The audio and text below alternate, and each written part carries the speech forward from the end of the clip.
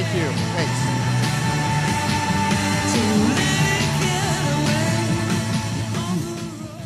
Well, this is fun. So fun. Hi, everybody. How y'all doing? Well, Scott, welcome to EdgeX. We're thrilled to have you guys here, and it's a delight for me. Scott has been a personal mentor of me for many years, and so to be up here at a mentoring conference, kind of talking to and interviewing a friend and mentor is just fantastic. So AC teed up this $2.5 billion acquisition, but it wasn't always that way, right? So for the audience, could you share some of the founding story of how ExactTarget started off? It was pretty humble beginnings, right? I'd be happy to. Hi, everyone. I really am so delighted to be here. The program today has been just incredible. So really honored to be a small part of the agenda. No, that's right, Tim. We started ExactTarget in early 2001, scrappy 3-person startup with the humblest of beginnings, and really kind of against all odds. We were 3 first-time entrepreneurs. None of us had a technical background. We were starting an internet company after the internet bubble had burst, and we were going to give it a shot in Indianapolis, Indiana. And fortunately, things worked out remarkably well, but we caught the wave of digital marketing. We caught the wave of software as a service. We just were able to assemble an incredible team and build a really powerful culture that we called Orange, and we kind of built Orange together, Tim. And that was ultimately our greatest differentiator. Our greatest competitive advantage clearly was remarkable people helping us build the company and a powerhouse culture that guided us through good times and bad times. Went from 3 people to over 2,500 in 10 years in central Indiana when there wasn't a lot of tech talent to start with. And I've had a chance I've worked at some larger companies. I started my career at Procter & Gamble and Coke, so I was really fortunate to work with some great leaders. But Scott, you're by far the most people-centered leader I've ever worked with. And one of the questions, I wonder, and I think many people ask, is that the way you were born? Is that innate? And how did that start when it was just 3 people and you stuck with it all the way to scale? So what was innate versus how did that sort of develop or unfold over time? Yeah, I believe that all of our leadership styles are a blend of just who we are as a person and how we leverage those strengths, and then our experiences and what we learn over time. So I really think it's a blend of the two. For me, Tim, I thought a lot about leadership in the early days, and ironically, I came across something recently from high school. Not a high school yearbook, by the way, or a daily diary. But I did come across something from high school that surprised me that I was even thinking about leadership as a 15 or 16-year-old. But then I was so fortunate that my career ended up shaping my leadership style. And my first job right out of college, I went to IU. Any Hoosiers out there? All right. Woo! That's right. First job out of college was at a company called Steelcase in the work environment space. And the first 10 years of my career was about helping companies improve worker productivity and collaboration and create great spaces that brought out their best in their employees. And that left a big impression on me. I went back to graduate school at Northwestern, Kellogg, to get my MBA. And the Kellogg culture was one of teamwork and collaboration. And that made a big impression on me as well. And then I think through ExactTarget, it was just natural that we put people first. Our first core value was treat people well. And over time, as we were building the company, I think we had reinforcement that it was all about the people. And if we could build a company that remarkable people wanted to be a part of, they would take incredible care of our customers. They'd work extraordinarily hard to fulfill our vision, and we'd succeed together. And that was really, I think, what kind of furthered, my leadership style was just the culture we built at ExactTarget and the amazing feedback I had in the journey I was on with so many tremendous people like you. And also, I'm thinking we have quite a few ExactTarget alums in the audience today. Anybody out there? All right. All right. There we go. Very good. Culture, people, I think culture is important across if you're running a nonprofit, if you're running a church, a small business, a 4-person accounting firm. Culture is really important. And people sometimes confuse it with tech companies wearing cool t-shirts, running around drinking beer and playing ping pong.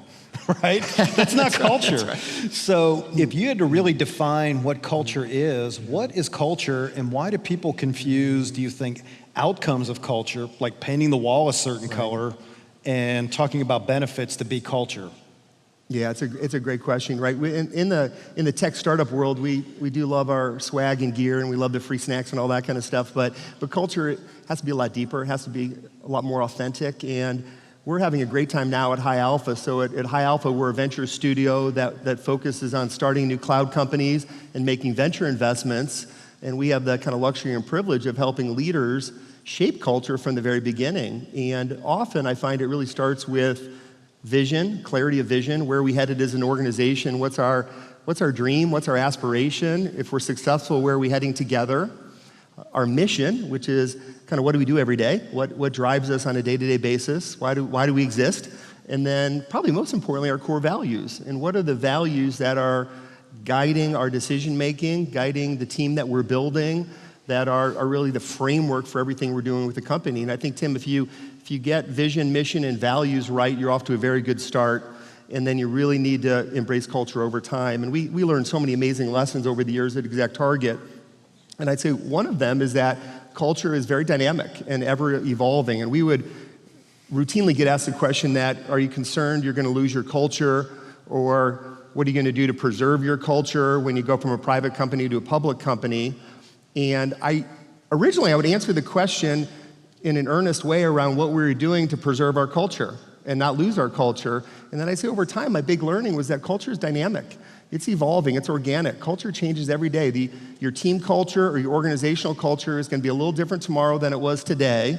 It's not about preserving culture, it's about improving it. Amen. And doing everything you can to make the company you work for an incredibly special place for your employees and ultimately your customers, and build a culture that just keeps getting better over time. If it's not living and breathing, it's dying. No, that's by exactly default. right. So exactly it right. has to change. So you talked about vision, mission, core values. Sounds like something that's talked about in business school, and I think people talk about all those things all the time. But I think where it gets confused is it's not about what you just plop up on your website. So I think the tendency is you go to an offsite, let's brainstorm on our vision, mission, core values. Let's come back, and I'm being facetious, but sometimes serious. Let's paint the walls, let's refresh the website, let's send out an email and tell people what our mission, vision, and core values are, and call it a day. Where I don't think that's really how it works. And one of the things that we really talked about, and we kind of came onto the realization together, was marketing as a function. We talked about this idea of marketing from the inside out, and really what that means in terms of how do you take mission, vision, core values and bring them to life. And what people talk about is maybe if you think about culture as an iceberg, we tend to think about what pops out of the water and talk about the tip of the iceberg, but not as much what lives under the water level and really makes it powerful. So maybe talk about deeper on this mission, vision, core values, marketing from the inside out, and how you so giftedly made that work over a period of 10 years. No, I'd be delighted to. And Tim was such a co-architect, co-creator of something we called Orange at ExactTarget. But we were 400 employees going through lots of organizational change. We'd actually filed to go public in late 2007. And with the financial crisis of 2008, we were not able to enter the public markets. And it was one of those times where you're tested as a leadership team and your culture's tested. We ended up pulling the IPO, which was the last thing I wanted to do. But we raised outside capital, and we ran an internal campaign called Better Than an IPO. And we cast a new vision for the company. And Tim actually made a suggestion around building a culture framework or a branding framework for our culture. And we'd always heard from employees and partners and customers, there's something special when I meet a team member from ExactTarget, or I step into one of your buildings. There's an energy. Everybody cares for one another. They're kind, they're competitive, they're doing the right thing for their customer. But it tended to be difficult to describe. And really, Tim came to me with the idea around building a culture framework called Orange, or Be Orange. And it's one of those decisions as a leader, you really don't want it to be a top-down initiative. You don't want to feel too corporate. But we wanted to give our employees a way to own culture and express themselves and have freedom of expression around culture. And it actually worked brilliantly. We built the Orange culture, and it became a tool set and a language and a common thread that tied us all together. And we were on this journey from 300 or 400 employees to 2,000, starting to acquire companies, starting to open offices internationally. And orange, and actually I'm delighted that Edge X today is orange, makes me feel very, very warm and very excited and very at home. And it's wonderful, by the way, to see the work Dave Neff is doing, and you, Tim, and so many ExactTarget alums that are spreading the word of mentorship and culture and people-centered leadership. But orange gave our employees a way to connect with one another and express themselves. So our employee onboarding program became officially orange. We would have a team in Australia doing a team building event, and they'd all wear orange. And color is powerful. You know, color can really move you, and orange is a really special color, and that became the really common bond. At that time also, we were starting to hear from employees that were getting so big, and I'm very relationship driven and really had taken pride in having a one-to-one relationship with everyone on our team and like really knowing them and what they care about and their background and their families and what great work they were doing at our company. And we came up with the idea that I would start sending a Friday note to all of our employees. It became Scott's Friday Note, and we used our software. So of course the emails looked great. They had videos and pictures, and they were kind of HTML emails. But I made a commitment to our team that rain or shine, every Friday you'd hear directly from me. What I was thinking about, where I traveled, goals we had within the organization, maybe things that weren't going so well. And we started sending this Friday note, and it really became transformative. And I think actually became maybe the best tool in my leadership toolkit, because it allowed me to very authentically and naturally and from the heart communicate to our team every week. And a couple things happened that were really unexpected. One was that employees would hit the reply button and would talk to me and give me feedback. And as we became 1,000 or 2,000 employees around the world, it became more and more difficult for me to really have my ear to the ground and understand what was happening. And this opened the door for employees to communicate with me. And I made sure I listened and responded to every note, for sure. And then secondly, and this is a little bit of what David was touching on, which David, that was just an absolute wonderful talk, was the recognition element, where all of a sudden employees were lobbying to get in the Friday note. Hey, Scott, we just had a big project win, or we just held this amazing event, or we're opening a new office, and pictures and videos were flying into my inbox about many things I didn't even know were happening throughout the organization. So the content took care of itself, which was really wonderful, and more importantly, it gave me a way to stay deeply in touch with our team, to reinforce culture as we scaled. You know, reflecting back, it's kind of before culture was cool. Yeah. And the tendency is for most technology companies to talk about how fast we are, how great the speed is, how differentiated it is. But would it be fair to say the biggest differentiator in growing ExactTarget for what it became was the people and people-centered leadership? Or is that taking it too far? No, I 100% agree with that. And I was thinking of a story also when David was speaking earlier, that I stayed with Salesforce for a year after the acquisition and loved it, actually. I felt it was really important to make sure the integration of ExactTarget into Salesforce went remarkably well for our employees, for our customers, for all of our constituents. And we continued that Friday note during that time. But when I decided it was time to do something new, which ultimately led to High Alpha, which was wonderful, I threw kind of a going away party for our team, and I had many saying, you should write a book. This has been such a special journey we've been on together. And I thought, we've already written a book. It's called 5 Years of Friday Notes.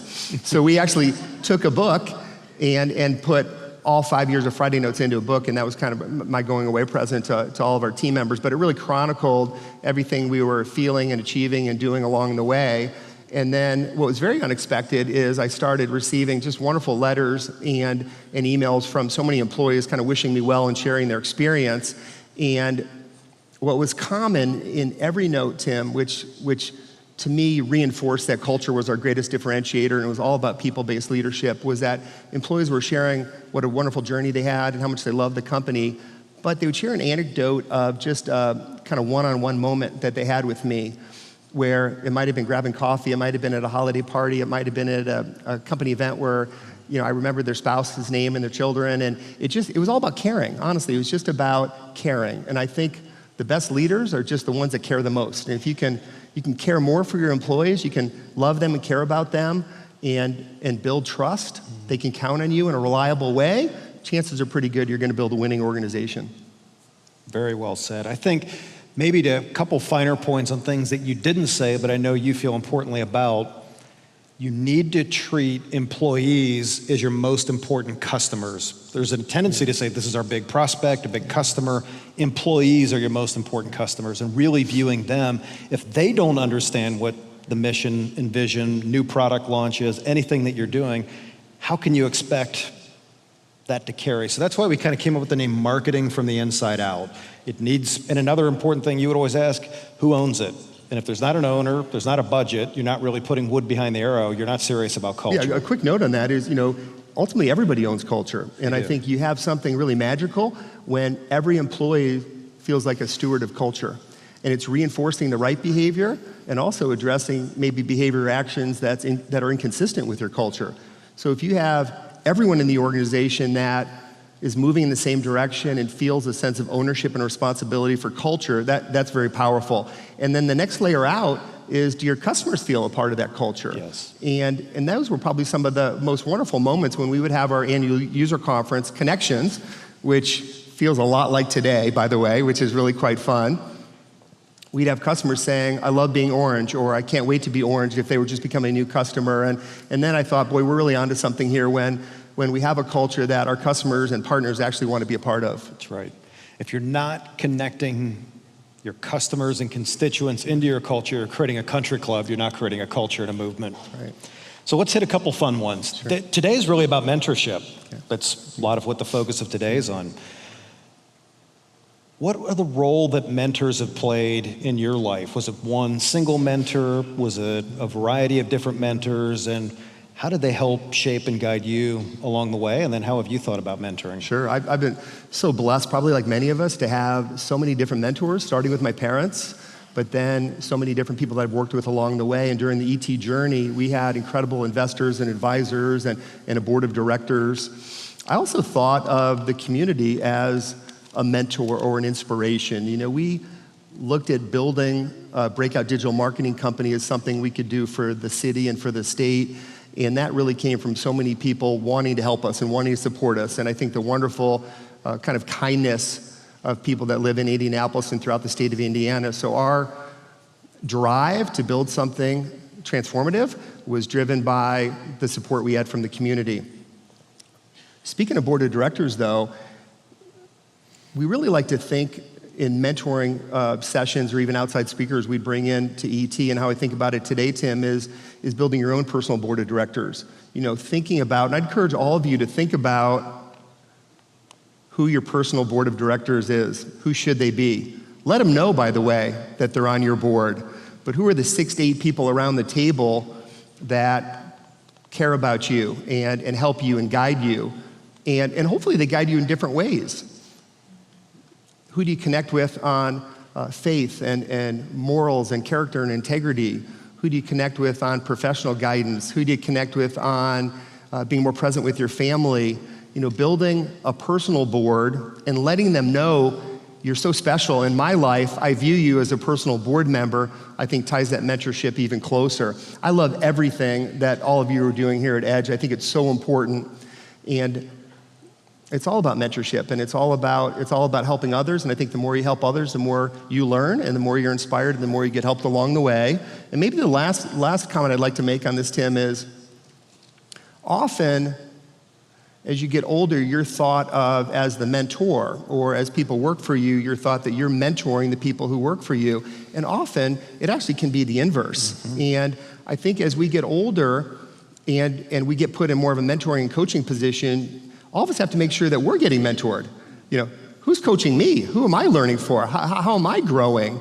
And I'm very conscious of that. And also during our journey at ET, I learned more from the people who worked for me on our team than they learned from me. There's no question about it. And I always love the saying that your IQ is the average of the 5 people you spend the most time with. And I feel like I got really smart when you and I worked together, Tim. Oh, well. But it's about learning from everybody that you can. I'm curious, how many people in this room have taken on leadership roles or kind of first-time new leaders within the last couple of years? Okay, so pretty good number. What advice do you have as part of High Alpha, and a lot of what we do now is company creation and backing new companies and new leaders? Just being direct, what do you think are some of the pitfalls or mistakes that you see new leaders making? I think one area is trying to be maybe someone you're not. I think the best leaders start with themselves and really know yourself and be the best leader you can be. Don't try to emulate Elon Musk or Steve Jobs or famous iconic leaders that you might read about. Just like be yourself and leverage the best version of yourself to be a great leader. I think that's first. And then second, I would say is just model the right behavior, that your teams are paying attention to your every move. And I think the best way to lead is by just leading by example. And I actually think of that as a parent, and I also think of that in the workplace, that really the best way to lead is just set a great example and really model the right behavior. Really well said. The clock's ticking out fast on us here, so maybe what I'll do you think in a minute you could share one of your fun stories with Marc? Let's do it. Okay. So Scott had the chance to work with one of the most iconic tech luminaries, a guy named Marc Benioff, multi-billionaire, who founded Salesforce, built it. He's gone on quite to be an eccentric. That Scott ended up reporting directly to Marc, but different leadership styles, but both amazing, powerful leaders. In kind of a minute here, can you share some of the key takeaways that you had in working for one of the most remarkable leaders in the country? Yeah, I'd be happy to. So that was a fun and wild experience. And Marc's daily agenda was meet with Will.i.am in the morning, President Obama for lunch, and like me in the afternoon. So I didn't fit the agenda flow all that well. But a cute story I was telling Tim that I'd like to share is we'd just been acquired. I had known Marc for many years, but he's definitely an iconic leader, bigger than life. And we were going to have our first management one-on-one. And not only is Marc an amazing visionary, but he's an excellent day-to-day manager. But I hadn't had a boss in a long time other than our board, which really served that role. So I was nervous. And Marc came into Indianapolis, and we were going to meet at the Conrad. So I ran over to the Conrad, and he was nowhere to be found. Couldn't find him.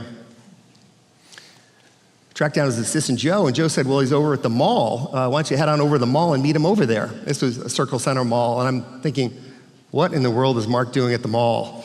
And I kind of imagined this, we're going to be walking through the mall doing a one-on-one. So I headed over to the mall and found him, of all places, in the AT&T store, speaking with the sales associate about their new connected home products. And this young sales associate had no idea who Marc was. And one of the leadership lessons that Marc would talk about all the time, and actually I was seeing it firsthand, is just having a beginner's mind. And in the beginner's mind, the possibilities are endless. In the expert's mind, the possibilities are few. And he was just there learning. He was learning about their new products and thinking about how it would impact cloud technology in the future of Salesforce. He's always thinking 2, 3, 4 years ahead. And I think having a beginner's mind is a wonderful way to think about all of our journeys around leadership and mentorship.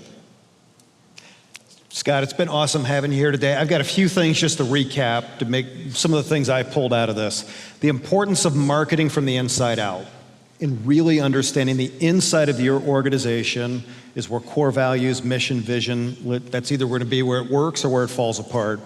Leading with authenticity. Don't try to be somebody else. Understand your leadership style, be that, learn and get better from others, but be you and walk that out. The importance of mentors, I think both being mentored and being a mentee, you need to be both of those. You need to be further along, and you need to be helping to bring others along.